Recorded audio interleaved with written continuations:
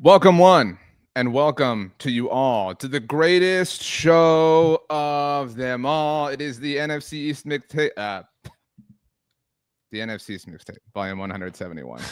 I'm on my second cup of coffee. That's my bad. Today is Tuesday, October 7th, 2025. He is Brandon Gowton. I am RJ Ochoa. You can watch this show on the Blog and the Boys YouTube channel or the Bleeding Green Nation YouTube channel. No, we don't have a podcast solution fixed yet. It remains more annoying to us than to you. We promise. Isn't that true, BLG? Well, I mean, I can't speak for the listeners, but it's definitely annoying for all of us, perhaps equally even. RJ, it's our first episode in October since we last recorded on October Eve. It already was Libra season, but as an October Libra myself, I feel like, October is the season for the real Libras out there. So shout out to the real Libras in October. That means both you and I, we have learned over the course of our friendship and somewhat intrinsically aligned. We truly are. I'm Batman and you are Joker, I think is maybe the best way to fully describe, kind of who we are and how we relate to one another. And Mr. and Mrs. Joker are here. Doug Gowton checking in on the YouTube channel. I don't know if you call my parents that. Well, I mean, it worked with regards to the analogy. I would never disrespect calling my parents jokers. Wow.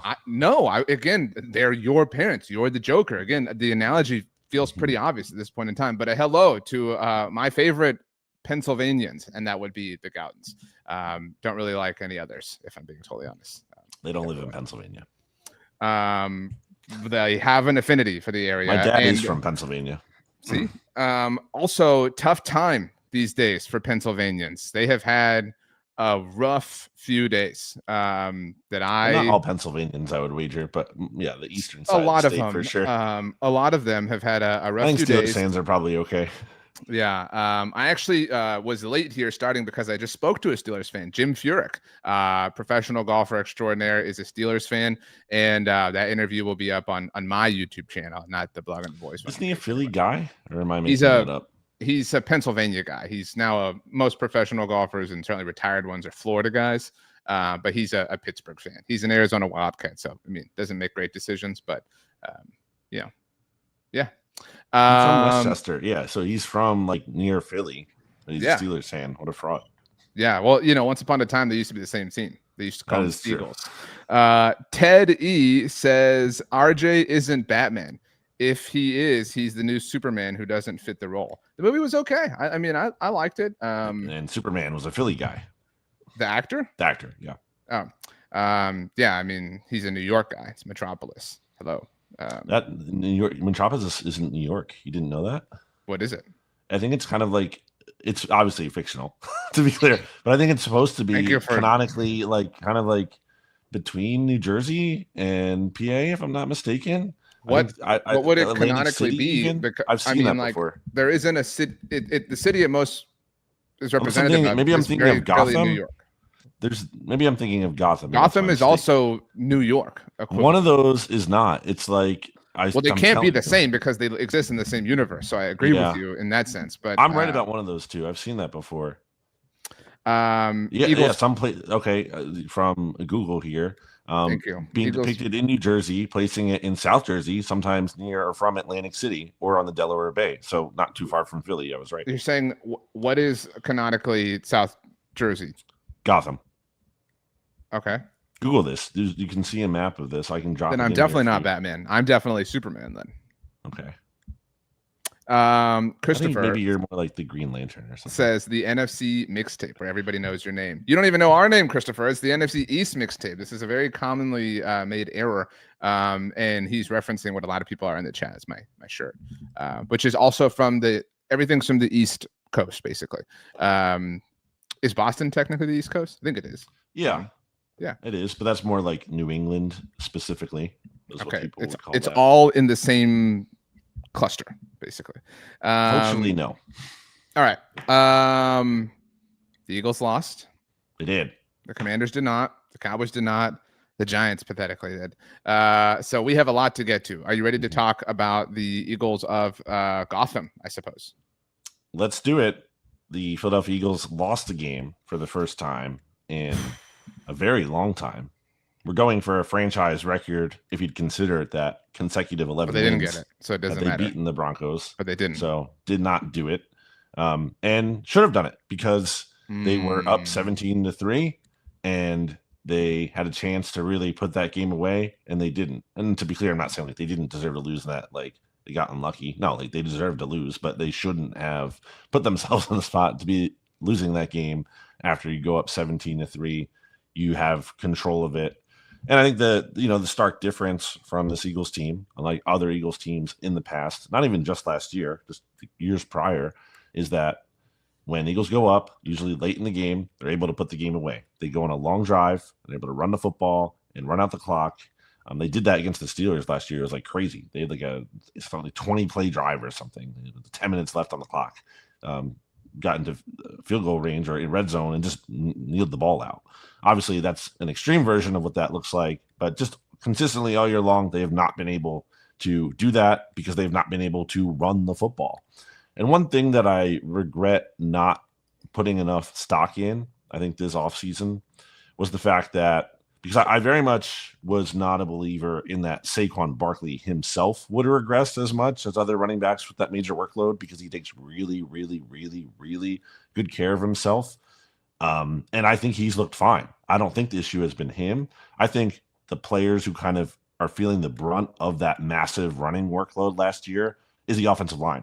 And they've talked about this. And Jordan Mailata, Eagles left tackle, had just said last week that this offseason was the roughest one for him. Like he felt terrible for a long time, or as in past off seasons, he was able to have like a couple weeks or a month and get back to feeling like himself. This offseason, he was like, no, it took a long time for me to get right again. And now you have Landon Dickerson banged up, and now Cam Jurgens isn't 100%. He was asked after the game, and Cam Jurgens had off-season back surgery from an injury he had late in the season last year. He was like, he didn't get into specifics of it, but he was like, yeah, trying to get closer to 100%. Whether it's 100% or 60%, I'm going out there. And it's like, well, okay, well, maybe he's closer to 60% then. Lane Johnson has been in and out of the lineup. The healthiest guy they have is Tyler Steen, who, guess what, wasn't playing a lot last year. So I absolutely think there's something real to that. The offensive line just isn't what it was last year. And that kind of is contributing to the biggest problem I would say the team has, in that they just don't have an offensive identity. And that has been plaguing them all year long. So last thing I'll say about this, because I know I'm going long here, is that while they did not deserve to lose in terms of like they shouldn't, they did deserve to lose. They should not have lost in terms of they had a lead in this game. They've ultimately been playing with fire, as we know. So in that sense, in the macro sense, they did deserve to lose the game, because if you're going to continue to play with fire and not put the opponent away when you can, then you're going to have games like this where you don't make the final play like they did in the Rams game or whatever and come out on top. So a few things here. One, I think that the wear and tear of the offensive line was always going to, at some point show up. In terms of things that we didn't put enough stock into, I'm going way back before this past offseason than you are. I'm talking like circa 2018-ish. Like I always thought Lane Johnson was a fine player. He might be the most important player through the whole run that the Eagles have had. Like however you want to define the run, like 2017 through 2024, whatever. The best offensive lineman on like 2 Super Bowl winning offensive lines. That a big reason why they won those Super Bowls. That's what I'm saying. Like my point is that the identity of the two teams, certainly in retrospect, is the offensive line. But he might be the like face of it. That's my point. Like if I had to, rank the people who were associated with the 2 Super Bowl winning teams and the team who lost it, again, with the benefit of hindsight and retrospect, I might put Lane Johnson number 1. That sounds weird because there were important people who played a part, and obviously Nick Foles and Jalen Hurts had an amazing game, even the one that they lost, and AJ Brown and Saquon and whatnot. But like my point is, like, I think we're just reaching the end of the like nucleus of it all being at full strength, which is just inevitable, right? Like that's just life. Beyond all of that, similarly, you could make an argument in a reverse way that they should have lost, say, the Rams game. Like you said, like they were able to pull this one off, but so this is representative of them playing with their food too much or not being into the game enough or whatever. And that's ultimately my takeaway is this team is weird and like welcome. weird, yes. and weird. Correct. And melodramatic. and sad boys and whatever, and it's a matter of like what's wrong with like, and look, if you have something going on, like I fully respect that, and I have no beef with any of the Eagles players. I think we're all way past that, but it's just a matter of like talking just about the football team and football operations. Why can't you be happy? Like what is wrong with this? Like why can't you all just enjoy winning? And I thought about this the other day when I was walking my dogs, and I wanted to get your take on it.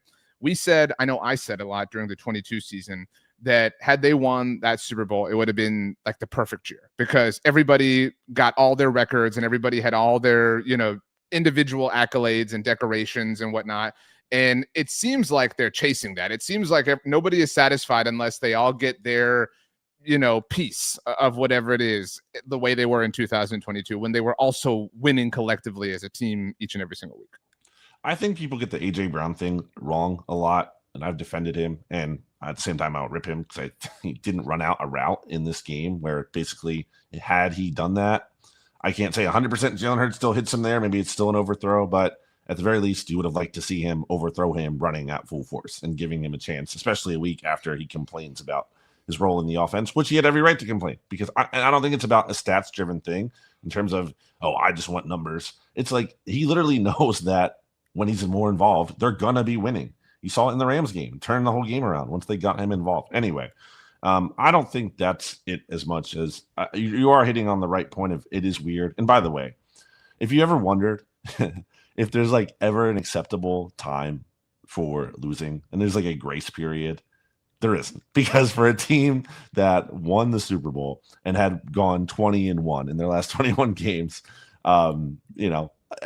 the sky is falling for some people, and I do think that's compounded culturally by the Phillies losing and Penn State. Like, for a certain sector of people, the loss feels bigger than it actually. But absolutely, but to be clear, though, I'm not saying like fans are wrong for that. I'm not criticizing them. I'm just saying that's the reality of it. Like, it's like no amount of winning ever actually like makes up for how bad the losing ever feels, even if it's just one game. And I don't think people are like saying the season is over, but there is a lot of, dramatic fallout and reaction. And to my point with that is that's just inherent to like almost literally any loss, regardless of the context around it, how much they might be winning. And to be clear, they've been outgained in every game this year. They have not played well. They have a bad point differential for a team that is 4-1. So there obviously are larger warning signs here. Same time, as I've said, they've played a really tough schedule. They've not played an easy game this year. They haven't.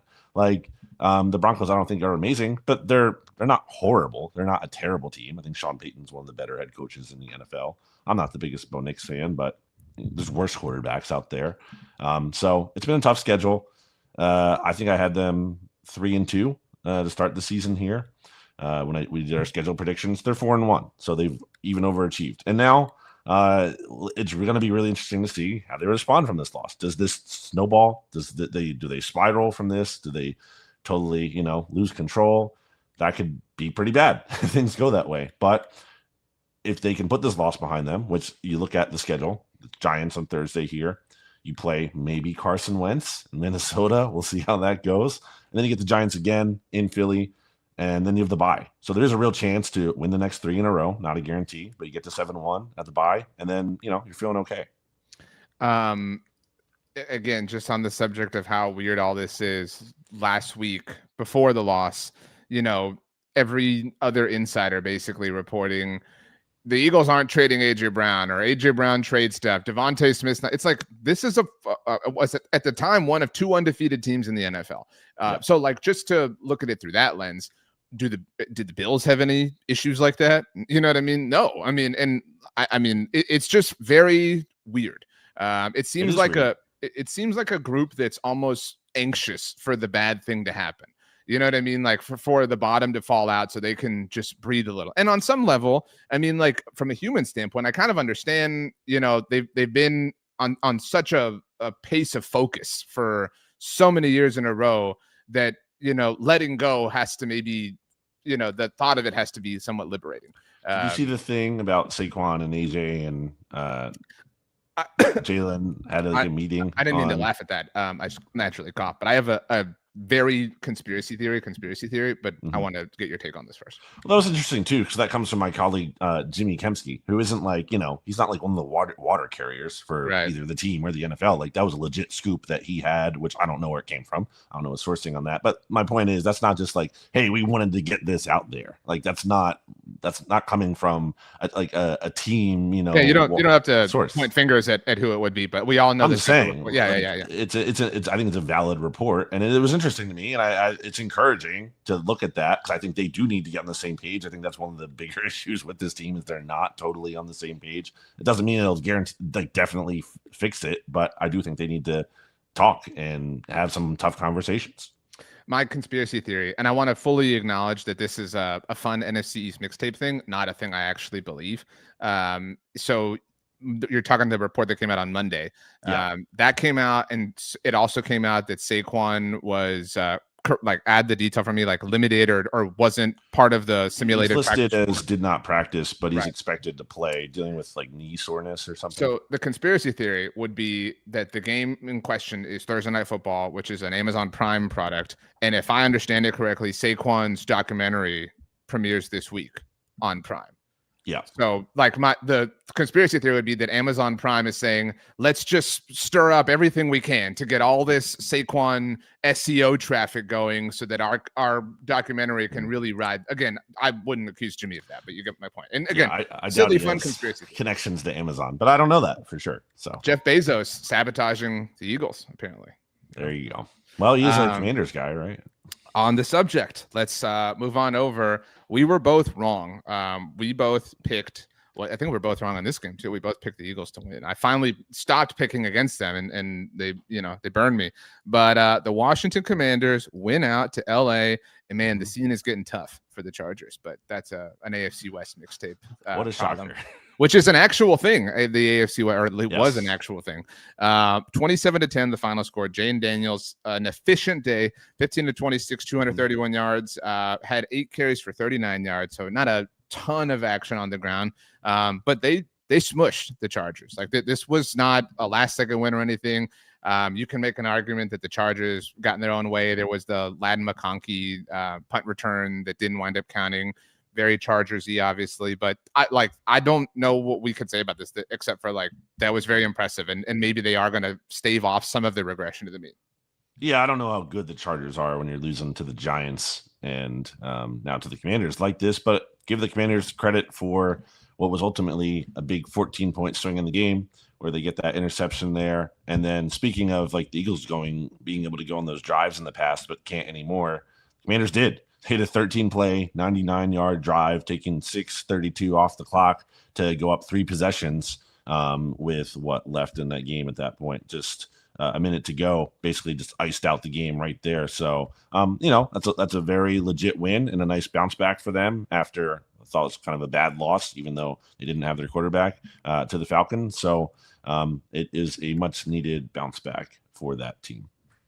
I was never as bearish. I know that's an NFC East mixtape throwback. Correct. Thank you. I was never as bearish on the Commanders as you were. I was never quite bullish, but you thought that they sucked. Like you thought they were the worst team. I think I picked them to win 8 games. So they have a chance here, and this the next 5 games, I think, will really define their season. So they've got the Bears on Monday Night Football. By the way, and I say this everywhere I'm at, the doubleheader is so dumb. Nobody likes it. There's not a single person, and it actually They're still doing this. This is still going on. There's 2 more. There's one next week and the following week. So next week we've got one of the 2 games are Washington and Chicago, and the other one is Buffalo. I forget, but just my quick soapbox. If you want to put them back to back, fine. Start one game at 6 Eastern, one game at 9 Eastern. That's fine. I still don't like that, but that's better. But competing games is dumb. That takes away the whole point is for all of us to see the crazy Trevor Lawrence touchdown on Monday Night Football and laugh about it together on the internet. That's the point. That's what we like about it. And you're ruining it by doing this. What makes football great, by the way. I was reflecting on that this morning. It's just so, again, we talk about matchups and all this stuff. It doesn't matter. Sometimes a guy just does something that you could not even possibly expect. Although I will say, I think kind of I didn't see enough like that. Jaguars left tackle on that play absolutely pancakes whoever that Chiefs defensive lineman was. This is a big reason why like Lawrence could actually get up and run over there. Yeah. That was like fluky, but also like kind of really good play by their offensive line. Chris Jones has taken some heat for not doing. I think he thought the play was over. Like, it's pretty easy to assume that he thought Trevor was down. By the way, I just got an alert this second that the Giants denied a Saquon trade, and that this is a clip from the documentary that came out. Which the Bleacher Report notification is documentary reveals John Mara turned down Barkley's request before the 2023 season. Well, so, I mean, that was always apparent that they should have traded him. I know, but my point is the documentary is driving a lot of this, this week's drama. I don't know about last week's, but anyway, look, speaking as someone who covers a team who has a lot of documentaries, I kind of know how this thing goes. But anyway, so the Commanders have the Bears on Monday Night Football, then visit the Cowboys on the day between our birthdays, and then are at Arrowhead. That is also a Monday night game. So they get Monday Night Football twice in 3 weeks, and then immediately after that are on Sunday Night Football against the Seahawks, the Battle of Washington. Yeah. So 3 times in a 4-week stretch, we're about to get them in prime time. And then after that, they'll probably draw the top Fox crew as they host the Lions. So these next 5 weeks are not only big games in terms of opponents, but they're also going to really shape the national narrative of who the Commanders are. And they're beginning it at the very least, hot.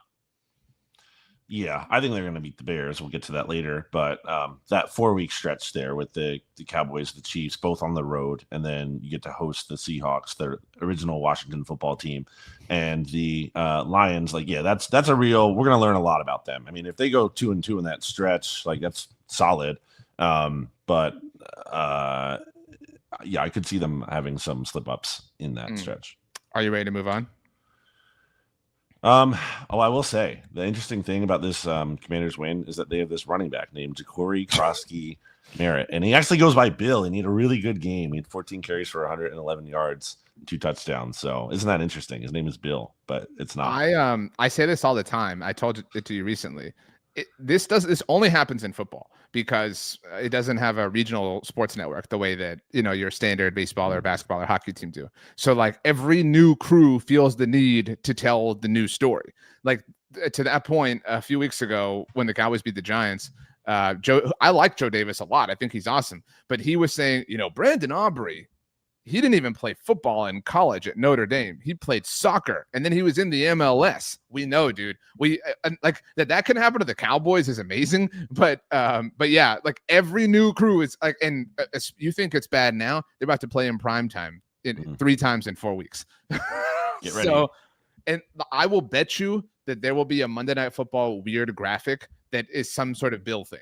You know what I mean? When Joe Buck is like setting it, like, they're weird animatronic Muppet like looking things. They're going to have something like that that has to do with Bill. It's almost unfair from a standpoint of like, just why don't you talk more about how like he's playing well? Then like his weird nickname. Yeah, he doesn't have to just be a meme. He's a good football player. Like, that. So anyway, speaking of good football players, Dak Prescott playing like an MVP. Dallas Cowboys destroyed the New York Jets. Who could beat the only winless team in the NFL? Well, I mean, other teams. 37-22 is the final score. There were 16 points that the Jets mined out in garbage time here. Yeah. And I feel for the Jets. I really do. I feel for Aaron Glenn. It just, I mean, it might be impossible. Like it might just be a place that nobody can ever succeed. Who's the quarterback for the Jets again? Anyway, 37-22, Dak, 18 of 29, 237, 4 touchdowns. Dak has 13 games now with 4 passing touchdowns, the most in Cowboys franchise history by a healthy margin. It's hard to come away with like the biggest story offensively for Dallas because Javonte Williams had 16 carries, for $135 and a touchdown. He also had a receiving touchdown. George Pickens' 43-yard touchdown was awesome, but kind of inconsequential. The game was pretty, well over at the end of the first half. It was the most complete game, obviously, the Cowboys have played so far this season. Yep. I think the Cowboys did a good job, especially because they were shorthanded. I mean, they still should have won. They were favored on the road, although not favored by a ton, 1.5, I think, right? It opened at 2.5, but to your point, they were down 4 offensive linemen. And with all due respect to Terrence Steele, if you had asked the average Cowboys fan or said, hey, you can only have one of your ideal starters out there, he would be nobody's pick. But, played well. They all played well. CeeDee Lamb's still out, obviously. Kevontae Turpin. So you're down 80% of your offensive line, your star wide receiver, your slot receiver, your backup running back, Miles Sanders. Shout out to Penn State again. And they not only won, but they kicked their ass. And that has a lot. Jason Garrett's been taking some strays, and I feel for him. But there was once upon a time where the Cowboys would be missing Tyron Smith or Sean Lee and just like fall apart. Or whatever, or Tony Romo. But that obviously the quarterback is the quarterback. But you get my point. Like they would be missing somebody super important and just not be able to overcome it, and missing almost your entire offensive line. CeeDee Lamb, Kevontae Turpin, who's developed into a significant player for them, to win in general, but to win so seismically is really impressive from a coaching standpoint. Yeah, it's not always just a given that you do that. I mean, the Ravens situation is different because you're missing the quarterback, but the Ravens are pretty banged up, and they look like a team that did not have any resilience in spite of that. Two depressing stats here for you if you're a Jets fan, which I don't know why you'd be for listening to the podcast, but we appreciate you all the same. The Jets offense had 19 plays of 10 plus yards against the Cowboys. That was the most of any team, by the way, in week 5, and no other team this season that produced that many plays of 10 plus yards in a game lost. So amazing. That's per Shield Kapadia. Also from Shield Kapadia, we have that the 2025 New York Jets are the only team in the last 10 years to not have a single takeaway in the first 5 weeks of the season. So it's a bad football team, and the Cowboys did what they should do against a bad football team and pummel them and not let them hang around or make it close. Okay, apparently I'm the only one on the stream now because RJ is gone. He is texting me that he's working on getting it back. Look how big my face is now here. I'm just in the center of the screen. This should be the show, right? It should just be me. Like, why do you even need RJ when you have this right here?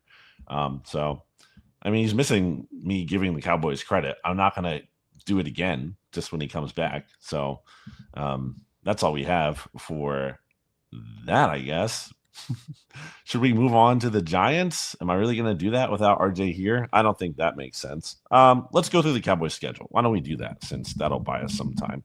And after they beat the Jets to advance to 2-2-1, perfectly 500, as the Cowboys love to be, mediocre, they will then take on the Panthers in North Carolina this week. Panthers have been a little bit feisty at times. Also have been pretty lifeless at other times. So we'll see how that goes. The Commanders game, as we talked about, on the 19th. It's in AT&T Stadium in Texas. Big test for, I would say, really both of those teams to see who is the bigger threat to the Eagles in the NFC East. We then go to the Broncos, who just beat the Eagles. That game will be in Denver for the Cowboys. RJ famously hating on the Broncos in the past. It's a different regime now, so I don't know how much that carries over. And then they get the Cardinals, who I think stink a lot, coached by Jonathan Gannon. The Raiders, then, who I also think stink a lot. So it lightens up there before they play the Eagles again on November 23rd. So interesting stretch coming up here for the Cowboys. Still no RJ, as he said he is working on getting back. I feel weird about moving on to the Giants if there's no RJ to talk about it. But the Giants and the Eagles play each other this week, so screw it. We're going to do it for now, at least. Eagles open as 7.5-point road favorites against this Giants team that, as the Eagles' perspective, was looking for that team to lose, because you don't want to see the Giants win 2 in a row, build some positive momentum with Jaxson Dart starting for them, and going into an Eagles game where it's like, okay, Giants have some momentum. Now it's like, can they actually beat this team that's just owned them, quite frankly, for the past whatever years now? Aside from some rare slip-ups from the Eagles against the Giants, the Joe Judge era, oddly enough. Giants are really banged up. They are obviously without Malik Neighbors for the season. Oh, RJ is back now. I did a really good job of vamping in there, I would say. I don't know what happened, but I was talking about I was giving the Cowboys credit for taking care of business against a bad team, which is what good teams do. And then I started talking about their upcoming schedule here for a little bit. and then started talking about the Giants-Eagles game. Well, so quickly, I guess, to tie up the Cowboys, with regards to the upcoming schedule, I think we both think they'll be. I mean, I don't want to do predictions yet, but they'll win on Sunday, and then that Commanders game is big, and then this game, yes, yeah, at Denver. I had picked the Cardinals to win the NFC West. I felt very dumb about that, so that game looks easy. The Raiders obviously looks easy. Who coaches the Cardinals? Dude, I don't want to. I know people don't, but I just feel bad for the firestorm he created for himself with this past week. Yeah, he's a fraud. He sold against the Cardinals back in 2023, right? No, 2020. No, it was 20. He was the Cardinals coach when they won. Yeah. I mean, he saved up all of his ammo for that game. Great. Wow. Shane Steichen though on the come up. I mean, it's this incredible. is about the Cowboys, please. If you want to transition to the Giants, I mean, well, I just want to say quickly that as amazing as Dak Prescott is playing, I mean, if I had to pick something, their disposition is different. And I think maybe the biggest Mike McCarthy fan there was. For whatever reason, Cowboys fans refused to give the man any semblance of credit for anything.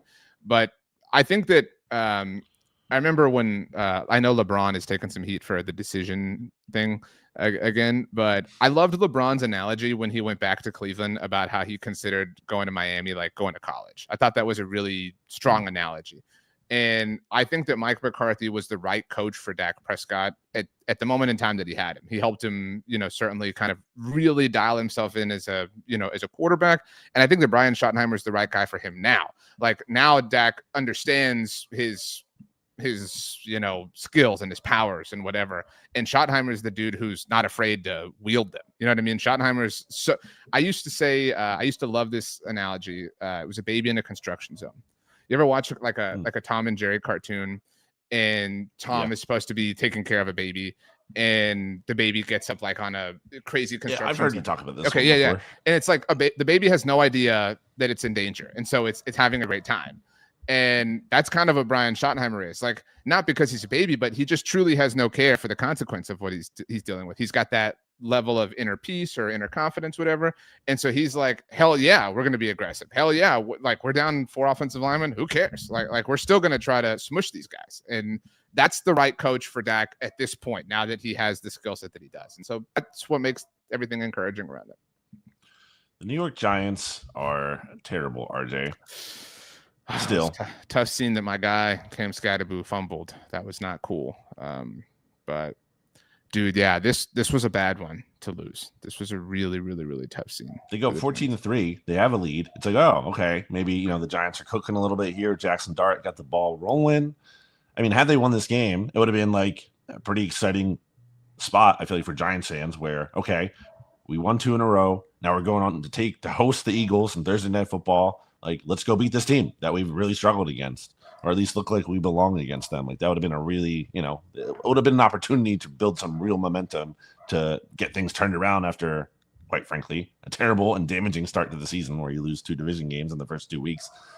Instead, they lose, they blow the lead, get blown out by a Saints team that has been pretty bad this year, previously winless.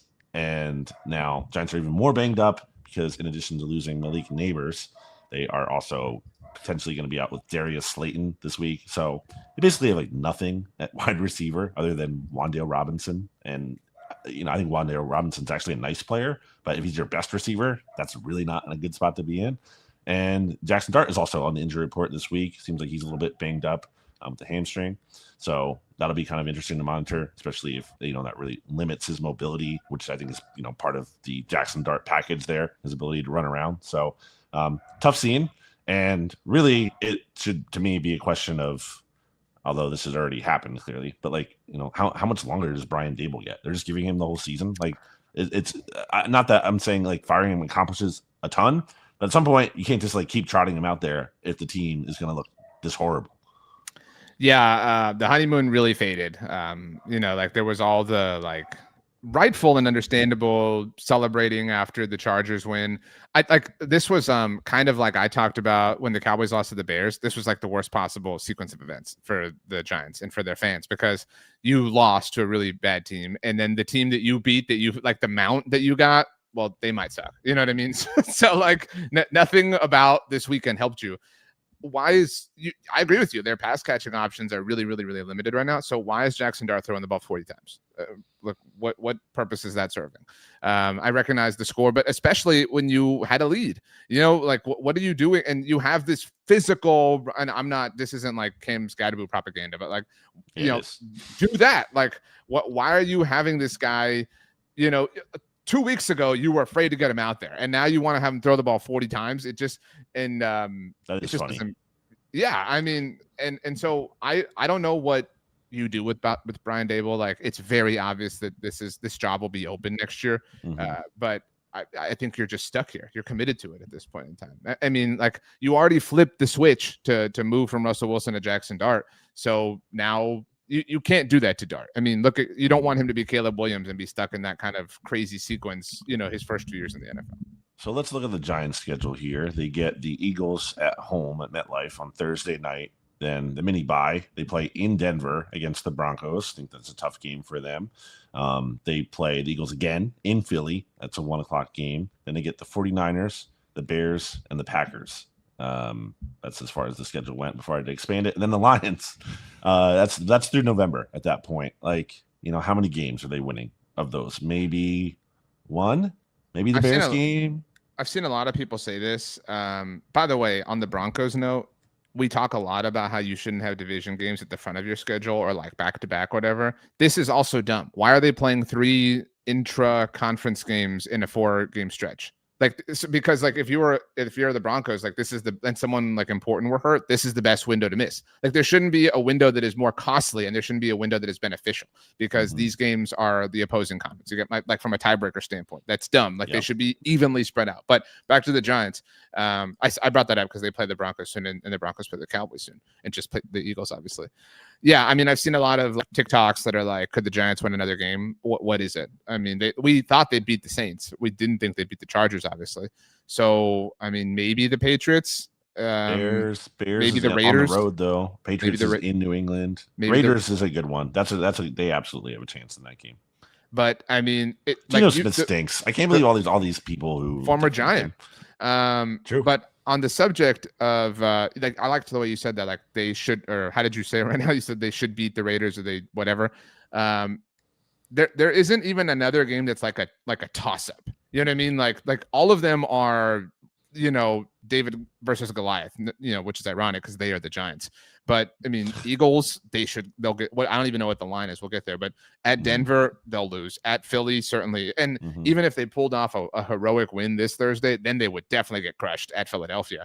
Versus San Francisco, shout out to Stats. Yeah, Chicago, Micah Parsons is going to welcome Jaxson Dart to the NFL, like, over and over. At Detroit, there'll be a lamb sent to slaughter. Versus Washington, maybe Minnesota. I mean, I really think highly of Minnesota, but they're in a weird funk right now. So I don't know exactly. Like, it's hard to get a read on the Vikings is kind of my point. So yeah, I mean, they stink, man. I mean, also, I don't know who had a worse weekend, worse sports. Oh, now Brandon's off, so I'm here. This is crazy. I don't think we've ever had an episode where we had to fight multiple internet outages from each of us. Let's see if he sends any text messages. I haven't gotten one yet. So my point on the Giants is that they stink. And now my dog is barking. It's just a chaotic day here on the mixtape. That's really the way we're going here. If someone is... Oh, there's Brandon. You're back. I vamped. Yeah, I mean... I don't know who had I was saying I don't know who had the worst sports weekend. Philly fans, like Philadelphia fans, someone who roots for all the teams, or New York fans. At least the Phillies didn't get like embarrassed the way the Yankees. The Yankees have been frauds for a long time. This season, I was not buying them at all. The Phillies went out there and crushed them. Or somebody said the other day, like, talking about some player, like, I wish they just had a chance in the postseason or something like that. Like, Aaron Judge has had the chances. It's amazing what happens to that dude in the playoffs. Like, it's not that like he hasn't had the chances. He's literally had the chances. I mean, some people are not playoff risers, and you know all about that when it comes to the Cowboys quarterback. Anyway, Are we ready to do picks for week 6? Yeah, let's make our picks here. So the Eagles are 7.5-point favorites on the road, where they once lost to a Joe Judge-led Giants team. Thursday Night Football, the Saquon documentary coming out this week on Amazon Prime.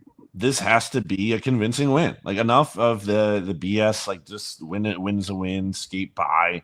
This Giants team is banged up. Eagles have, some injuries, but not to the level that the Giants do. And even if they do, who cares? You're the superior team. You own this team. They always beat the Giants.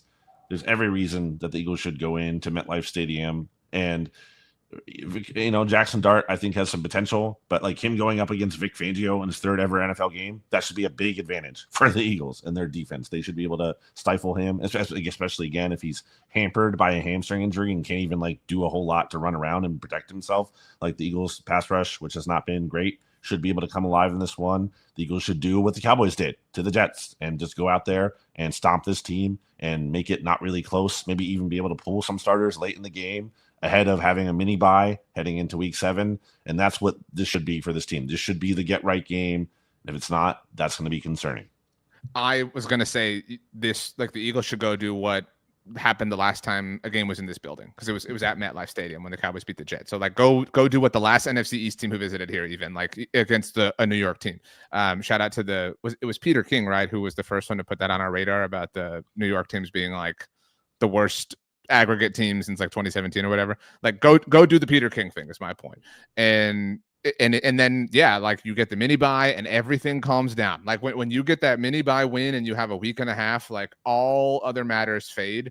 Everyone can go to Saquon's house, watch the documentary. You know what I mean? Like it can be an awesome time. But if you lose, if they were to lose, like that's obvious. This is obvious, but like if they were to lose, I think that would be like the most chaotic 10 days in a long time. Or barely win, or like win, like field goal in overtime, like same thing. I honestly think this is going to sound dumb, but I think a squeak out win would upset people worse, because a loss would kind of like give freedom to like go wild, you know what I mean? Because it would be a loss, but a squeak out win would create divisive conflict, because it would be like you barely won and blah blah.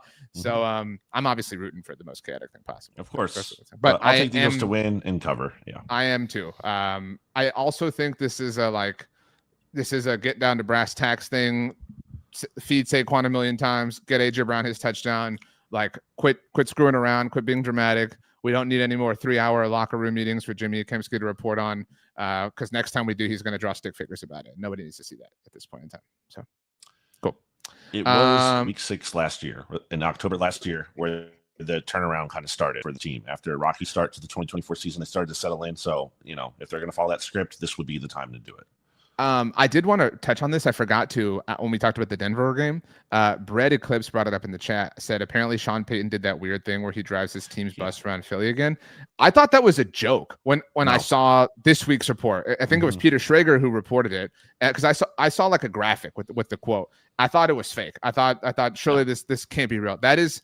I'm super happy the Broncos won, but like that is such a loser move. Like, apparently they had like a smoke machine going on in their locker room too after the win. It's. I mean, I'm not surprised, because Sean Payton, for whatever reason, really just doesn't like the Eagles / Philadelphia. He spent some time growing up in the Philadelphia area when he was a kid, and also used to work for the Eagles at one point. Maybe he still holds like getting fired or whatever. Like he's also a Bill Parcells disciple. I don't know. Yeah, I don't know. With the Giants and the Cowboys, so he's a weird, hatred for the Eagles. So I just good for him, I guess. I thought it was weird when John Gruden did that with the Raiders, the Derek Carr Raiders, when they won at Arrowhead.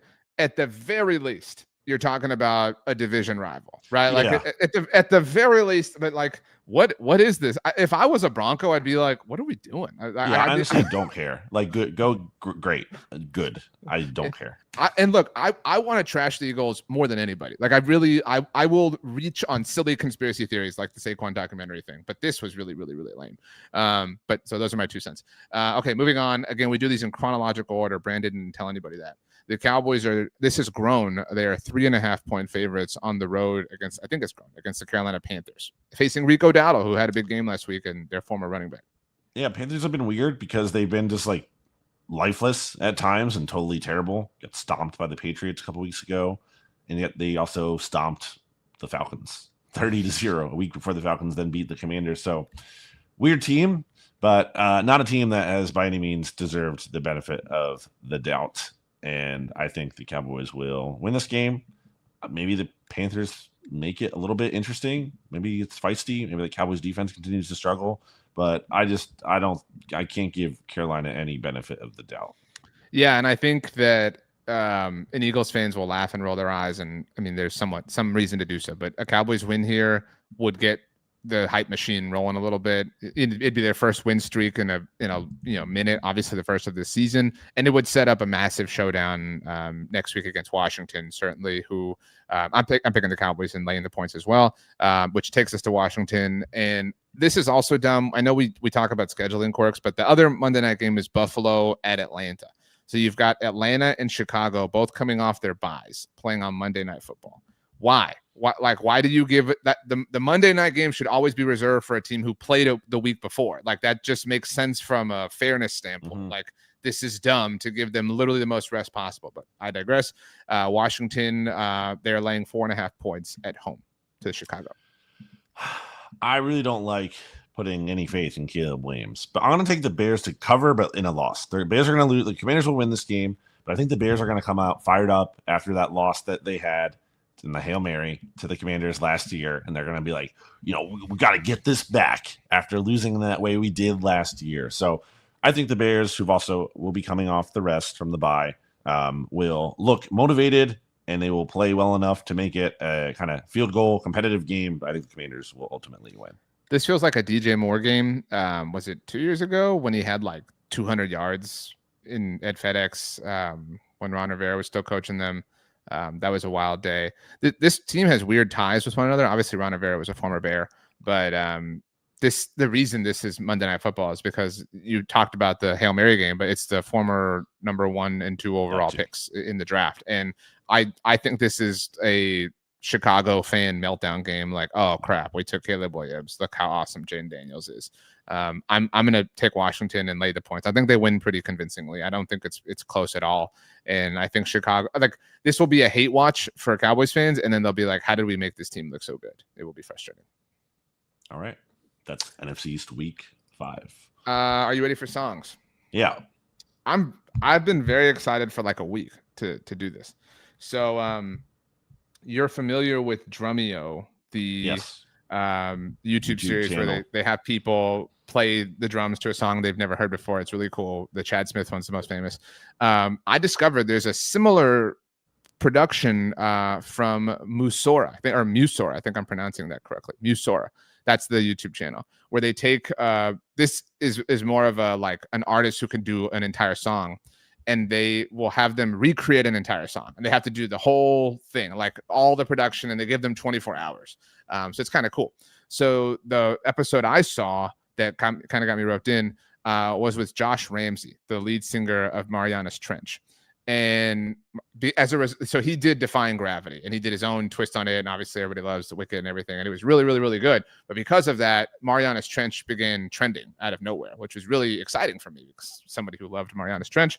So I'm going to go with Haven't Had Enough by Marianas Trench from the album Ever After, which is incredible top to finish. And music, we talk a lot about, has the power to kind of like transform your mind or reignite memories. I always think of my friend Allison. She was the one who introduced me to Marianas Trench. So shout out to Allison. Hope all is well with you and the fam. I've been meaning to just listen to the NFC East Mixtape playlist, but I have not gotten around to doing that, like the whole thing, just because sometimes I'm looking for some new music to put on, and I should really do that. So, yeah.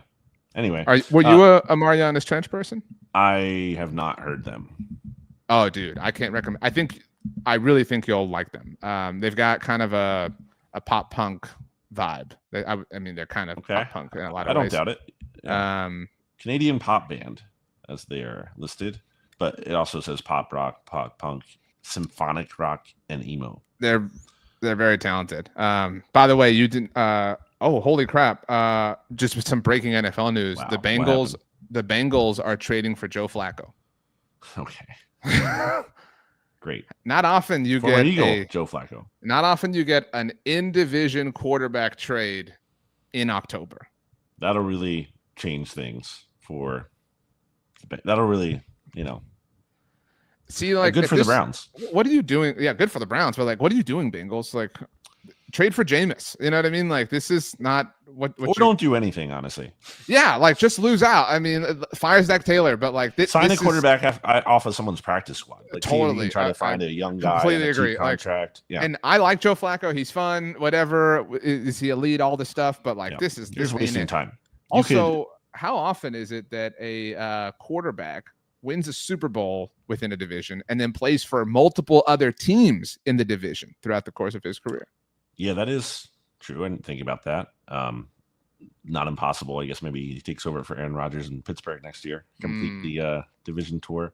But yeah, I mean, like they could also sign someone, maybe like, I don't know who would qualify for this off the top of my head, but someone like, Josh Dobbs had that run a couple years ago. Like, sign someone maybe like that and see if they can kind of get hot a little bit or do something prior to the trade deadline. And then you can trade him. Then you could get an asset. But how many times has he even been traded at this point? Like, also he has a lot of weird quirks. Like, I just brought up the divisional thing, but he was traded from the Eagles to the Jets. Yep.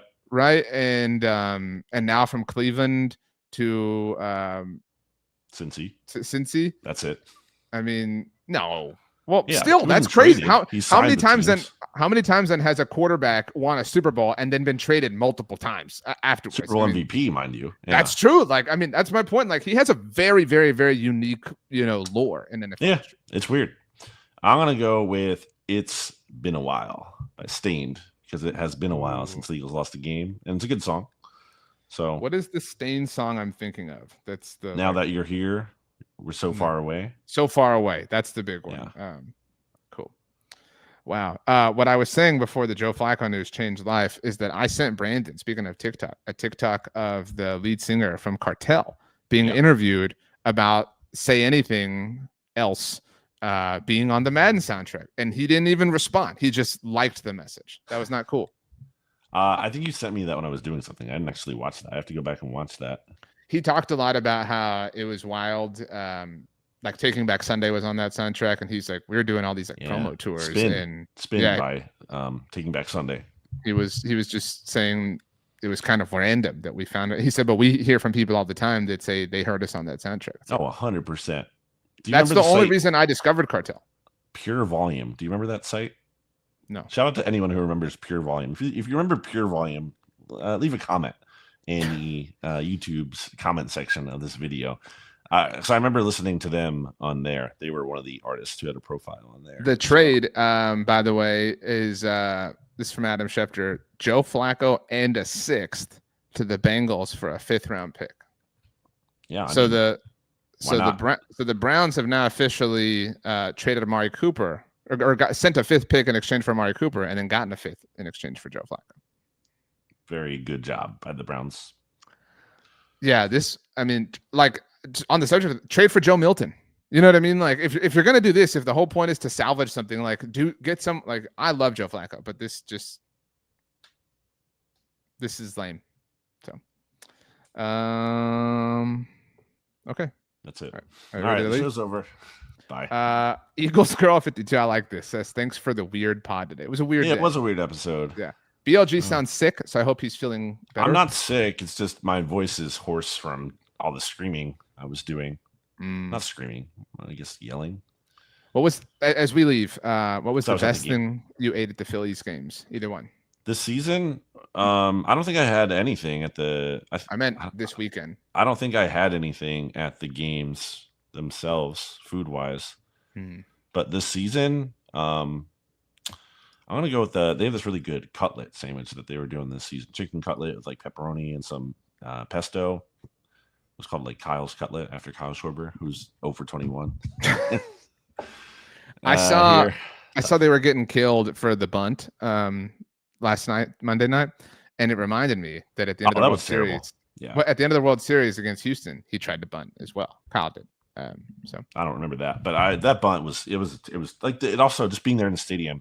It was like confusing. It was like, what are they doing? Like everyone, like it just made no sense in the context of the moment too, in terms of like you're getting some hits here, everyone's fired up. Why would you just then like bring it down by giving away an out anyway? Okay, as we leave, let's do who wins a game first, the Phillies or the Giants? And first could mean like rippling if the Phillies lose, game 3, like rippling into next year. I'll take the Phillies because there's a chance they also play on Wednesday, so there's a chance they win then. Even if the Giants did win on Thursday somehow, the Phillies could beat them by doing it. That's tomorrow. What I'm saying. So like that, this is ultimately what it comes down to. And the Phillies game, if there is one on Thursday, if they force a game 4, that'd also be on Thursday. That would end sooner than the Giants Eagles game would. So I'm gonna go. There's potentially 2 chances for. Even if the Giants win on Thursday, even if let's say I have a crystal ball, I can tell you that's going to happen. There's still be 2 chances for the Phillies maybe to win and before them. So I will take the Phillies. That's like the Philly Houston Thursday night game in 22 when the World Series was going on as well. I think it was the World Series, but there was that was happening at the same. I remember that vividly. Yeah, because they were playing the Houston Texans and the Houston Astros at the same time. How'd that series go against the Astros? Also, not impossible that the Giants could lose out, right? That was why I asked the question. I will take the Phillies for sure. So if the Phillies were to lose on Wednesday, which would end their season, and I could give you a do-over, would you take the Giants to win and a game? Because they'll probably. Teams just win. Like a bad team can win a game. That would be so funny if not if the Phillies lost for your sake, but if the Phillies lost on Wednesday and they still. Relative to this moment, won a game before the Giants because they play the Cowboys in Week 18 too, and for all the Cowboys. The Cowboys have the 1 seed locked up. You're right. That's true. I don't know if the 1 seed would be like the 5 seed or something, or they missed. Who knows? They could just not play their starters in that game. You never know. So, Brandon, as we leave, how about you tell us your favorite thing to cook in a pan? Oh, cook in a pan. I'm gonna say breakfast sandwich. Good call.